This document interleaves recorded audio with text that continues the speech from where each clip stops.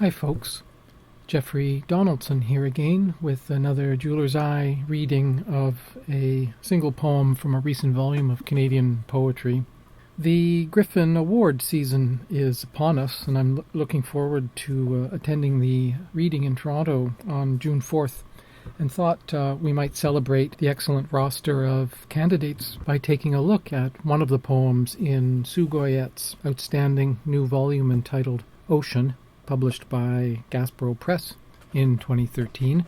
Now, this is a poem cycle or series, and I'll have a little bit to say about that in a moment. The poems are untitled but numbered. We're going to take a look at poem 8. The trick to building houses was making sure they didn't taste good. The ocean's culinary taste was growing more sophisticated, and occasionally its appetite was unwieldy. It ate boats and children, the occasional shoe, pants, a diamond ring, hammers. It ate promises and rants. It snatched up names like peanuts. We had a squadron of cooks specifically catering to its needs. They stirred vats of sandals and sunglasses. They peppered their soups with pebbles and house keys. Quarts of bottled song were used to sweeten the brew. Discussions between preschool children and the poets were added for nutritional value. These cooks took turns pulling the cart to the mouth of the harbor. It would take 4 of them to shoulder the vat over, tipping the peeled promises, the baked dreams into its mouth. And then the ocean would be calm. It would sleep. Our mistake was thinking we were making it happy.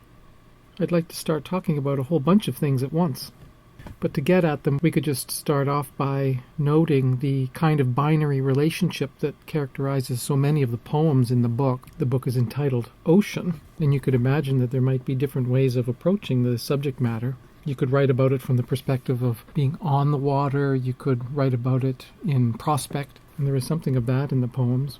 But what many of the poems in the volume seem to come back to is this sense of a binary. The sea and the land, the human world, and the world beyond the human, even a physics and then a metaphysics, a sense of the places of this world being adjacent to or alongside of presences and energies that are so much larger than we are in every sense. That sense of being nearby the thing that is more than you are gives readily onto an endearing sense of humility, modesty, compromise, even a willingness to be related to those parts of ourselves and the world that remain mysterious. I see all of this as related to a uniquely maritime sensibility, culturally and poetically, and that's something we can explore in this poem. But I can't think of this sort of land and sea dynamic without thinking of Wallace Stevens' idea of order at Key West, with its female muse singer wandering along the edge of the shore with the sea beyond, invoking the relations between the human creative word, the song, and the larger sounds of the sea that song seeks to be about. It's the binary again between the sea on the one hand as other, as unknowable, and then the territory of our creative engagement with it. In Stevens's poem, the effort of engagement comes to bear in the song itself, and how interesting that the effort of engagement in this poem, as in many of the others in the cycle, is concentrated in preparing things, a preparation of things, a feeding, a managing the appetites of the monumental. And I love that sense. You know, we're not going to do anything quite so grand as go down to the sea and sing a song in which all of humanity's creative effort is embodied. We're just going to try and keep the darn thing fed. We're going to put our cooks to work and see what they can stir up to keep this beast under control. But much of the setting and the surreal manner of this poem reminds me of another Harbour Town poetic cycle of recent memory. I'm thinking of Mark Strand's wonderful book Dark Harbour, published in 1993. Both Dark Harbour and Ocean are book-length sequences, for instance. Both foreground the relation between the land of where we live, quote-unquote, and the other of the sea. But in particular, both are invested in this sense of the mythopoeic or monumental aspects of experience. They turn a sense of the everyday, the quotidian tasks and burdens of life into the work of myth. They give them a kind of outsize or mythic authority or monumentality, even while they remain daily and diminutive themselves. But you could take something like the ocean's culinary taste was growing more sophisticated, and occasionally its appetite was unwieldy. That sense of the appetite of the thing that contains and surrounds us becoming larger and larger, more and more unmanageable. Strand talks about the desire that is everywhere in dreams grew into an enlarged desire, a desire that wished for even more, for an unthinkable conclusion, an impossible satisfaction, itself increasing, enclosing within its appetite the elaboration and extension of its despair. No sign of satisfaction is possible, only larger and larger dissatisfaction. There's an aspect of longing and desire throughout all of Goyette's volume, this coming of the human to the edge of something that limits it, defines it, compromises it, and then our longings in relation to it. Though in this particular poem I would think the central emotion is anxiety. It is the sea's appetite that is getting larger, and we in relation to it feel smaller, threatened, menaced, and scramble to come to terms with its continuing expansion. Is there an implied inquiry into our environmental crises these days, the greenhouse effect, the rising oceans, and so on implied here? The sea will consume us. But what ocean also shares with Mark Strand's work in general is the condition of the surreal, that the world we inhabit is just stranger, more magical, more mysterious than we usually realize. The whole dynamic of the poem is humorously absurd, even while its absurdity strikes us at the same time as very realistic. The sea is eating all of these things, and so we need cooks who will make things for it and feed it and keep its appetite at bay, so to speak. All of that very surreal, and yet at the same time evocative of a very real condition, a very real relationship that we have with the oceanic spaces in our lives. The terrible weight of a line like, "It ate boats and children." This is exactly what the ocean does.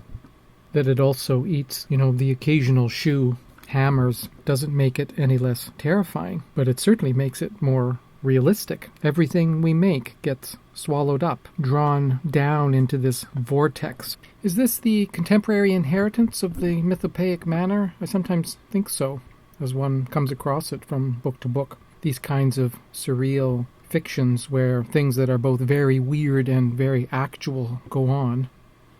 There's no fuss made about the strangeness of this arrangement.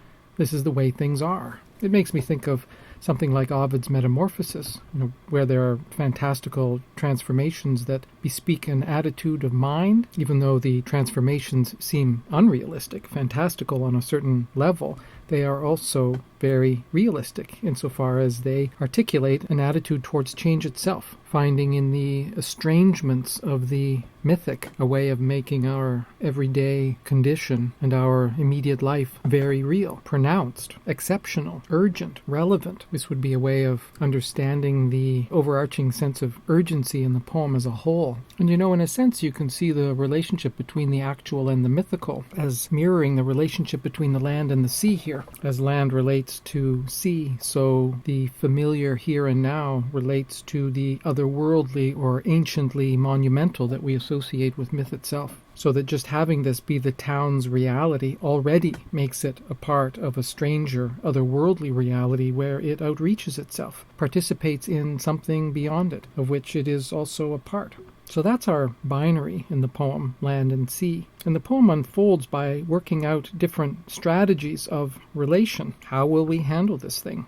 It starts off with our trying to make something that will work, but in the negative sense. That is, something that the sea won't like. The sea is eating so many things. Well, let's make something that won't taste very good, and it'll leave us alone. So let's make a thing that would represent a refusal, a repellent, a withholding of ourselves. Is there even maybe a little discreet joke? Houses that are in bad taste will slip the sea's notice. This idea that we can draw a line between that space and us by making ourselves unappetizing, not worthy of consideration. But then the poem moves in the direction of the sea's irrepressible appetite. We tried this, but it didn't work. The sea is beginning to take what it wants. So not feeding it isn't going to do the trick. We must learn to find things that it does like instead. And so we have the central metaphor of the ocean as a growing beast with an increasing appetite. The human primary concern of food and drink, a need that all of us share, is central to the poem, but in an ironic way. This is a kind of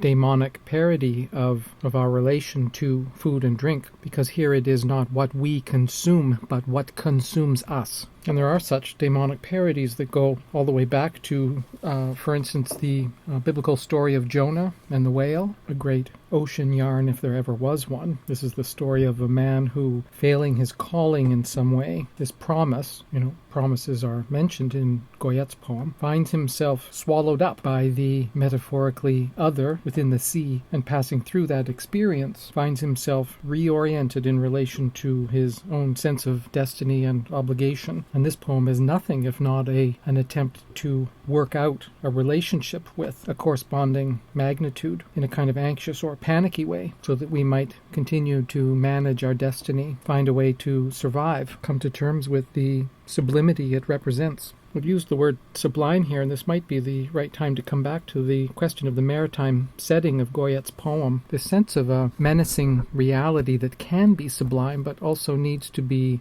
assuaged. What dominates the poem is this workaday sense of keeping what is potentially sublime from becoming menacing. There's a resignation to the powers of nature. And this strikes me as a humility that is uniquely East Coast, maritime. A skepticism towards the monumental itself. It's hard work. Look what we have to do to keep this thing quiet. It's kind of post-romantic sense that, no, the presence of the metaphysical in our world is just hard work. But there's also a kind of savvy there. We've learned how to relate to it. We've found provisional strategies that keep things at an even keel, as it were.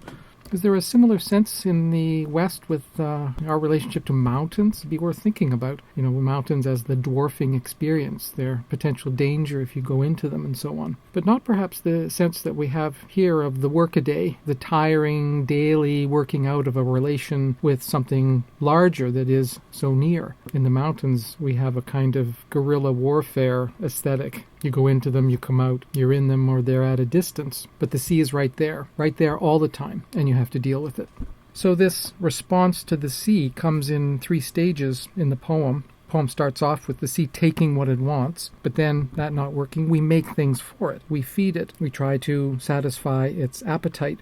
Just the plain, naked verb, ate. The sea ate boats and children. The no-nonsense rawness of that makes it all the more menacing. It will eat anything. Shoes, pants, diamond ring, hammers, promises and rants, snatched up names like peanuts, and so on. And that verb snatched up, names like peanuts. There's a suddenness in the verb that goes back to the increasing unwieldiness of the appetite itself, random, arbitrary. Is there a sense in the poem in which the nature of the things that the sea eats evolves as the poem unfolds? We start off with boats and children, shoes and pants, rings, hammers, sandals, sunglasses, pebbles, house keys. These are all objects. And then with some crossing over, we modulate into promises, rants, names, bottled song, discussions with children and poets and so on. These are all verbal.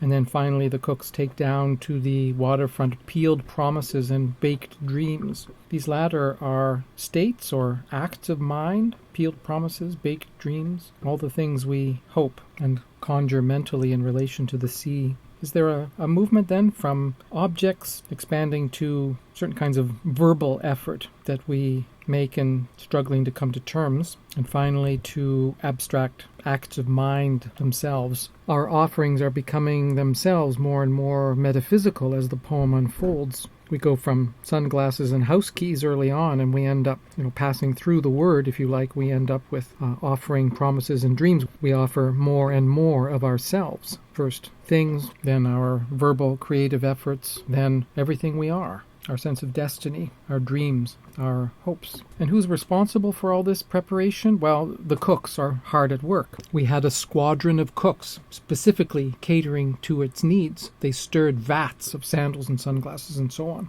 The cooks in the poem are the creators, the makers, so they stand in place of the role of the poet herself. The cooks are preservers, feeders, assuagers of appetite, the offerers of the needful thing, the acts of cooking themselves. They're peppering, they stir vats, they sweeten brews. And you can see how the metaphor of the cook and everything it makes can align with the culinary tastes of the poem's own poetic style, if you like. Goyette is an extraordinarily humorous and witty poet, and in that she feels no need to work with dense word textures. The tone is casual, conversational. It's not making too much of itself. And this, in the surreality of the world we inhabit in the poem, just magnifies its sense of tongue-in-cheek. This is straight talk about something not straight at all. So just as we feed ordinary things to the sea to keep it quiet, so the poem stirs up vats of casual lines and then carries them down and dumps them into the vast maw of what it would write about. But it's also deceptive. There's a kind of kinetic energy in the odd things that get juxtaposed in the poem. Everything comes in twos: boats, children, shoe, pants, diamond ring, hammers, sandals, sunglasses, pebbles, house keys, children, poets, promises, dreams. The poet, cook, is a putter of things together, a stirrer-up of elements that go into an odd stew. And this poem is nothing if not an odd stew. And it is Goyette's vision, it seems, that it is such odd stews of otherwise simple things, the ordinary furniture of being, odd stews that would assuage the appetite of the monumental that we can't get at. Another note on the prosody of the poem. Notice how the majority of the lines here are enjammed, over and over. A diamond ring, hammers. It snatched up names like peanuts. We had a squadron of cooks specifically catering. They stirred vats of sandals and sunglasses. They peppered their soups with pebbles and house keys. Quarts of bottled song were used to sweeten the brew. It would have been straightforward enough for Goyette just to work with line endings that break off their thought content in neat lengths, but the enjambments make a point of their own. They embody a shuttling effect, crossing over or through, a working together of moving parts. Makes me think of the image of a loom, lines passing through and across one another. The intersections, the passings through and into that make up a larger brocade, if you like. And you can think of enjambment in another way, too. It's entirely appropriate in a poem that is about limits and how those limits are reached and exceeded, to have lines themselves with their insatiable appetites continually crossing over into what would otherwise contain them in a stricter form. And so the enjambment can be seen as a feeding of a momentum into what lies beyond it, a carrying down, very much in the manner of the cooks themselves, carrying down the large vats of offerings to be dumped at the end, as the poem itself is, into the thing that completes it. Would it be fair to say also perhaps that the jagged line that you can kind of imagine running up the middle of the poem with these shuttling and jammed effects mirrors something of the jagged interactions of sea and shoreline, the waves in different patterns advancing and retreating? And so the poem modulates from this sense of running about to prepare things for this insatiable appetite. It modulates over into a delivering of the goods, an offering, this emphasis on the cooks. They took turns pulling the cart to the mouth of the harbor. It would take 4 of them to shoulder the vat over. The heaviness, the burdensomeness of the work, the hauling down of these preparations for consuming. Is there something comical in this scene as well? Something Keystone Cops-ish somehow? Just the absurdity of it. Just great. It makes a kind of funny picture of the poet at last delivering on her preparations and hauling her lines all enjammed down to the limits of the finished poem that lies before you, with you, the otherworldly reader, somewhere unimaginably beyond, and dumping them in. Poems make offerings, they deliver goods, they put together odd combinations of ingredients and then bring them down for you to consume.